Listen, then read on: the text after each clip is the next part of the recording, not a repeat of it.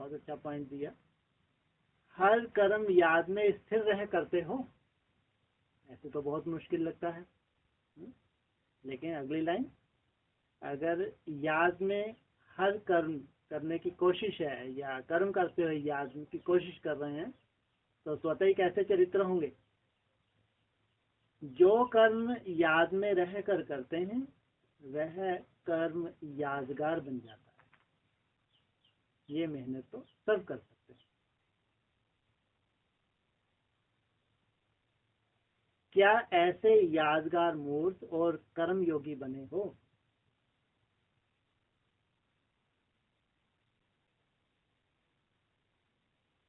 कर्म योगी अर्थात हर कर्म योग युक्त, युक्ति युक्त, शक्ति युक्त हो।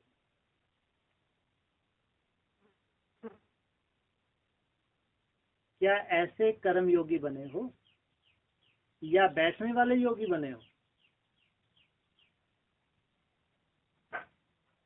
जब विशेष रूप से योग में बैठते हो उस समय योगी जीवन है अर्थात योग युक्त है या हर समय योग युक्त है? कर्म करते हुए अचानक याद आए, वे बहुत देर से याद ही नहीं किया तो एकदम याद में स्थित हो जाते हैं। जब बैठते हैं तब तो अपन तैयारी करके बैठते हैं, अब याद में बैठने है ना, लेकिन अचानक कर्म करते हुए याद आए तो एकदम याद में स्थित हो जाते हैं। जो वर्णन में है कर्म योगी, निरंतर योगी और सहज योगी, क्या वही प्रैक्टिकल में है अर्थात एवर लास्टिंग है? क्या कर्म योगी को कर्म आकर्षित करता है या योगी अपनी योग शक्ति से कर्म इंद्रियों द्वारा कर्म कराता है? योगी कहाँ स्थित होता है? भ्रुकुटी में स्थित होकर कर्म इंद्रियों से कर्म करवाता है। और अगर कर्म योगी को कर्म अपनी तरफ आकर्षित कर ले तो क्या ऐसे को योगी कहा जाए?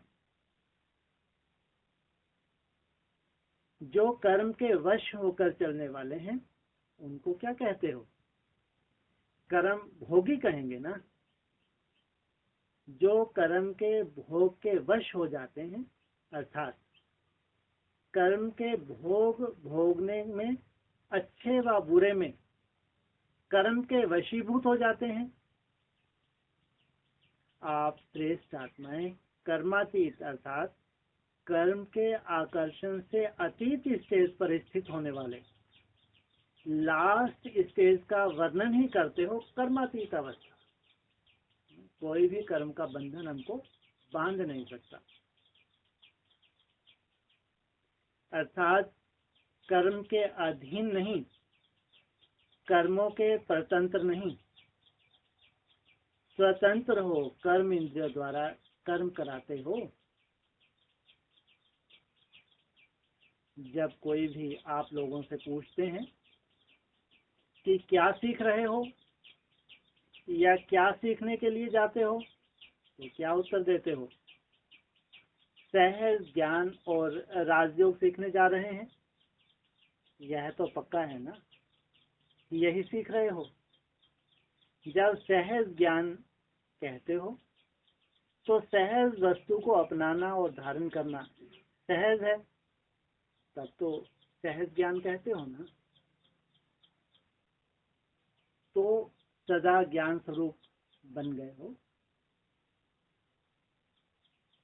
जब सहज ज्ञान है तो सदा ज्ञान स्वरूप बनना मुश्किल है। सदा ज्ञान स्वरूप बनना यही ब्राह्मणों का धंधा है।